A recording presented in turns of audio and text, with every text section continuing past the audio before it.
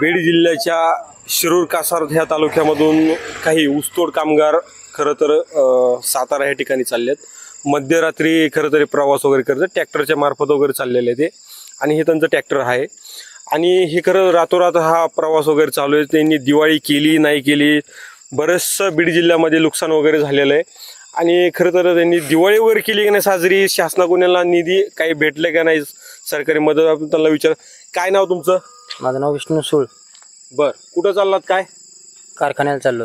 बर, काय तो नुकसान भरपाई वगैरे काय भेटली का नाही? नाही, अजून सरकारकडून तर काहीच नाही भेटलेलं.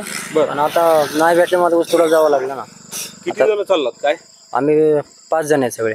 बर बर बर बर. दिवाळी वगैरे काय केली का नाही यंदा? नाही, काहीच नाही. दिवाळी आता अशा टायमिंगला कशी दिवाळी करणार?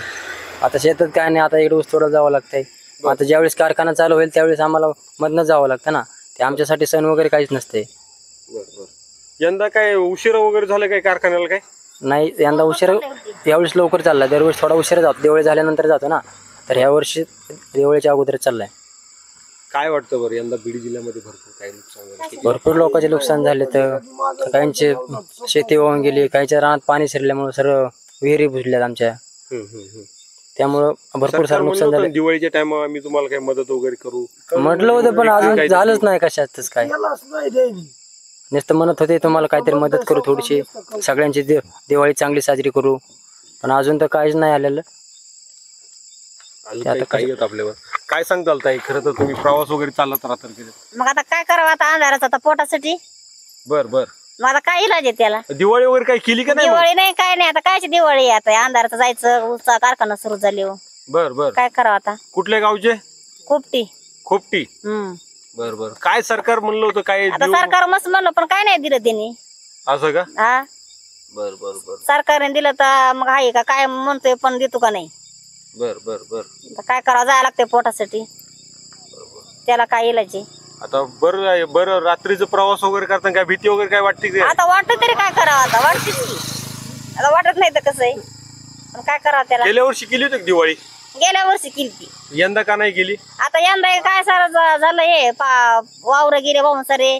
काही वावरात नाही, कपाशी नाही, काय नाही, सोयाबीन उडद नाही आले, काय नाही. काय करावं मग? सरकारकडून काहीच मदत नाही भेटली? काय नाही मदत सरकारकडून. एकीकडंच राज्य सरकार सांगत होतं की शेतकऱ्यांचे आम्ही पाठीमागे आहेत, उभा राहू आणि खंबीरपणे उभा राहू. खरं तर ऊस तोडायला कुटुंब चाललेले, दिवाळी सुद्धा साजरी केली नाही. मध्यरात्री हे प्रवास वगैरे कुटुंब वगैरे करतायत. जवळपास हे 5-6 लोक आहेत आणि हे ट्रॅक्टरच्या मार्फत हे सातारा ह्या ठिकाणी चाललंय. सरकार यांच्याकडे लक्ष देणार का? यांची व्यथा जाणून घेणार का? ऊसतोड कामगार म्हणून हे खरं तर बीड जिल्ह्याची ओळख आहे. आणि खरंच यांना जे काही नुकसान झालं, यांची खरंच भरपाई वगैरे भेटणार का? का फक्त सरकार फक्त म्हणतं की एवढी हेक्टरी दिली, तेवढी हेक्टरी दिली, मात्र शेतकरी सांगतो, ऊसतोड कामगार सांगतो की आम्हाला काहीच मदत भेटली नाही, तर त्यांनी दिवाळी सुद्धा साजरी केली नाही.